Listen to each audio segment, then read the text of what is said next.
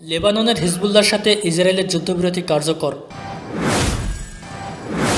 অথচ লেবাননের যুদ্ধবিরতির মধ্যেও গুলি চালালো ইসরায়েলি বাহিনী। এবার গাজায়ও যুদ্ধবিরতি প্রতিষ্ঠা করতে চায় যুক্তরাষ্ট্র, অথচ সেই আমেরিকার বাইডেন প্রশাসনই ইসরায়েলকে ৬৮ কোটি ডলারের অস্ত্র দিচ্ছে। তাহলে আপনারা বুঝতেই পারছেন তারা কেমন শান্তি প্রতিষ্ঠা করতে চায় আর কেমন যুদ্ধবিরতি প্রতিষ্ঠা করতে চায়। তারা অশান্তি সৃষ্টি করে আবার শান্তির ফাফা বলি আওড়ায়। তারা মুসলমানদের স্বার্থে তেমন কোনোই কাজ করে না। গাজা সংঘর্ষে আরও এক ইসরায়েলি সেনা নিহত। অবরুদ্ধ গাজার উত্তরে জাবালিয়ার সংঘর্ষে তামির ওসমান নামে আরও এক ইসরায়েলি সেনা নিহত হয়েছে বলে জানিয়েছে দেশটির সেনাবাহিনী। বুধবার ইসরায়েলি সেনাবাহিনীর এক বিবৃতিতে জানানো হয়েছে, নিহত তামির ওসমান নাহশন ব্যাটালিয়নের ৯০ কফির ব্রিগেডের একজন সদস্য ছিল। আনাদলু এজেন্সি এ তথ্য নিশ্চিত করেছে।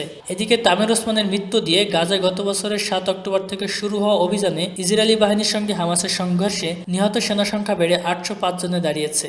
ইসরায়েলি বাহিনী গাজা উপত্যকায় তাদের গণহত্যামূলক আগ্রাসন চালিয়ে যাচ্ছে, যা গত বছরের ৭ অক্টোবর হামাসের আক্রমণের পর শুরু হয়। সেই থেকে অব্যাহত ইসরায়েলি হামলায় গাজায় নিহতের সংখ্যা বেড়ে ৪০,২৫০ ছাড়িয়েছে, যাদের মধ্যে বেশিরভাগই নারী ও শিশু। এছাড়া আহত হয়েছেন ১,০৪,৮০০ জনেরও বেশি। তবে গাজার চিকিৎসকদের অনুমান, শহীদ ফিলিস্তিনের সংখ্যা ১,০০,০০০-এরও বেশি। চিকিৎসা সাময়িক ল্যান্সেট বলছে এই সংখ্যা ১,৮৬,০০০ বা তারও বেশি। এই সংঘর্ষ ও হতাহতের পরিসংখ্যান ইসরায়েল এবং গাজার মধ্যকার মানবিক সংকটকে আরও গভীর করে তুলছে।